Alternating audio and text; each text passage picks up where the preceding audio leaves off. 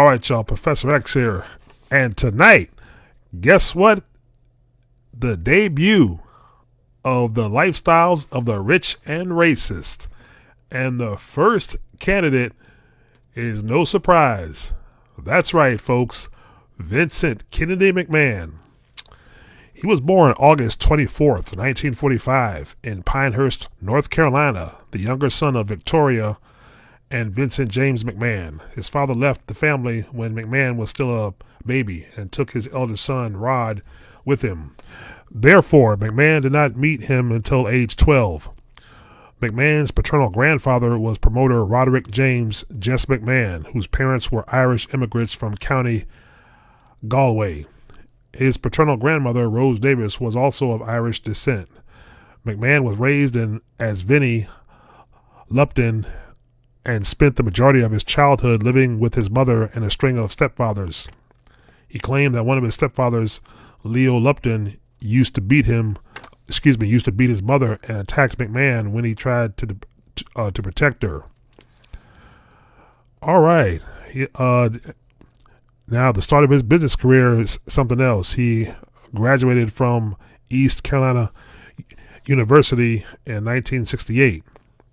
Now, it's often been analyzed, or basically a myth to some people, but I disagree, whether or not Vince McMahon is a racist. Now, let's take a look at how Vince has booked his non-Caucasian superstars over the years.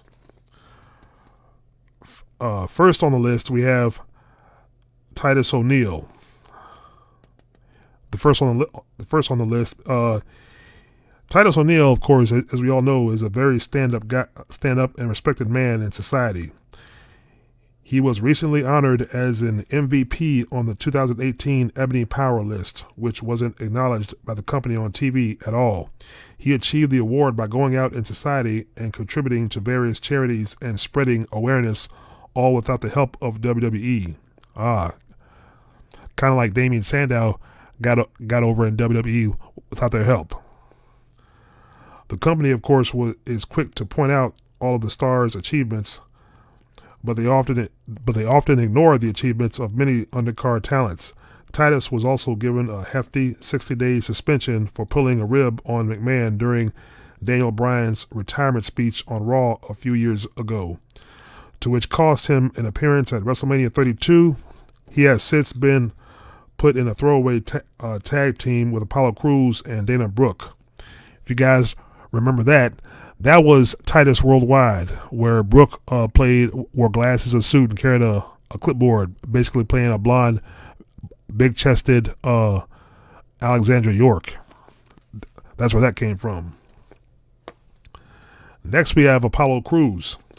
Debuted on the main roster after WrestleMania 32, had a decent TV program here and there by competing for the IC. Then he moved to SD Live and achieved nothing. He came back to Raw and has largely been forgotten on multiple levels, except when they need a throwaway 2 or 3 week program to fill TV time.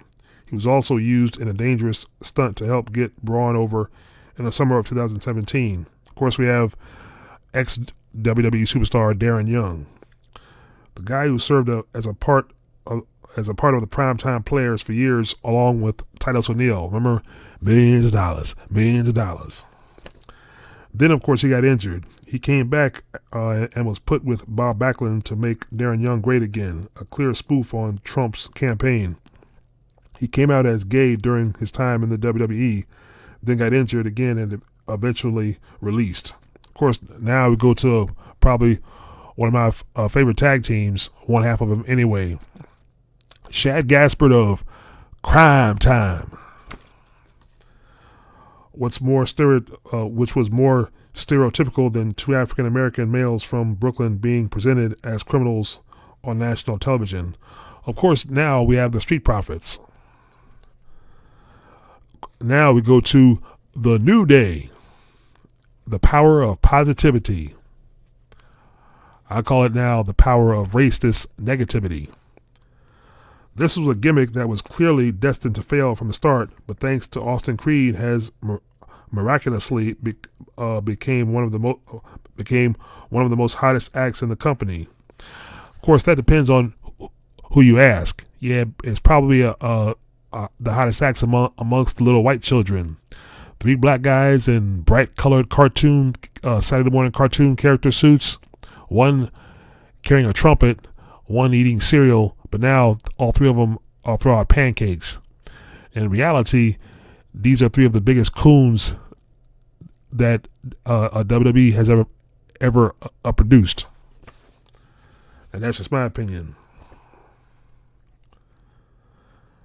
So now we can't fault McMahon for all of this. Oh, okay, that's what some say, but I think we can, because Vince McMahon owns a company. He's the CEO, right? So yeah, we can fault of Vince McMahon for this, because he has a final say in all of the creative direction. But let's say that it's obvious the team had to make WWE care. Kofi was a heel spinner for years. Big E's claim to fame was a fluke IC title run and being a puppet for AJ Lee. Xavier Woods was literally destined to be the second coming of R-Truth. Let's also forget also that Kofi and Vince McMahon had an argument on a plane where Kofi punched Vince McMahon, which henceforth, basically from Vince McMahon's racist mind, he came up with the New Day and gave them that gimmick. Now, as far as his 6-month title run, that was a 6-month marketing experience, which obviously didn't work out, because immediately Vince McMahon's golden boy Brock Lesnar brought in and took the title off Kofi in basically 5 seconds in very disgraceful fashion. And ever since then, Kofi has not mentioned or even said anything about losing that title. He's just gone back to the cartoon world of the New Day, like he basically was never champion. Now we come to R-Truth himself. One little mistake that has made him the laughing stock of WWE TV for years. He's been booked like a total goof, and it's sad because he deserves so much better. He walks around like he doesn't know what to say or doesn't know how to talk. So, once again, a black man booked to look stupid and act stupid. And the 24/7 title is damn sure stupid. It was stupid of the day, and of all people, Mick Foley, a Hall of Famer, who introduced it. So you would think that title would have had some prestige, being hardcore, but no, it's been a comic relief ever since. And also, Gail Kim. Remember her saying when she was often referred to as a gook? Yeah, so see, right there, a gook is the basically derogatory racist name for any Asian person. Now we come to Mark Henry, one of the few African-American superstars to have success in WWE. Mark is a multi-time world champion from 3 different brands. It can be agreed upon to forget about the sexual chocolate days. No, we can't forget about that, especially when him and Mae Young gave birth to a hand. Of course, that was a different time then. Mark is a Hall of Famer now, and he's truly a success story. He made that company a lot of money, and the Hall of Pain was one of many favorite gimmicks of past times. Now, here's the thing: Mark Henry's world title run in 2011 was a very short run right before he retired. They weren't going to let him keep the belt for long, because I believe he lost it. He lost it to Cena. Now let's go to Bobby Lashley, of course. Consider him a success largely because he was part of the most successful WrestleMania angle of all time. His booking since his return in April has been questionable. First, we had the Lashley sisters. Now he's a Jungle Fever boy toy in a adultery storyline by a so-called fake ravishing Russian. A wasted talent who basically should be the one challenging Brock Lesnar for that title, since they're basically the same size, and Bobby Lashley is basically probably physically the one that can really challenge him and beat him legitimately, and it would look believable. Shelton Benjamin. Shelton was a fine mid-carder in the late 2000s, but ever since Chad Gable left SD Live, he's been completely lost. No TV time, no name drops, It's almost like he's just another Mojo Rawley. Shelton's got plenty of talent, and he always performs well. I don't know why the company doesn't throw him a bone more often. He's largely considered a failure to most. Well, that's not his fault. That's Vince McMahon's fault. Because remember, he came in with Charlie Haas and was managed by Kurt Angle as the world's greatest tag team, and they were awesome. Alicia Fox now, totally a comedy act, low-card jobber gimmick. She was teaming with Jinder Mahal in the Mixed Match Challenge.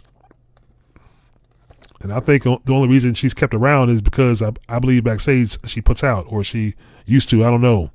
And also, if you checked her Instagram recently, there's a story came out where she's had a problem with alcoholism. And remember, she's the one who was the factor in Arn Anderson getting fired when Arn Anderson let her wrestle at a venue one night when she was totally intoxicated. But she posted an Instagram where she's saying she's over a month sober now, and she's dropping a P.O. box address where she's willing to help other young people who have been suffering the same issue. Now we come to David Otunga. Yeah, remember him? His lawyer gimmick went nowhere. The Nexus died, and he faded to the pre-show panels of WWE's pay-per-views. If the guy's content, then so be it. But he's a total failure in the booking sense. Then, of course, last but not least, Naomi, one half of the Funkadactyls.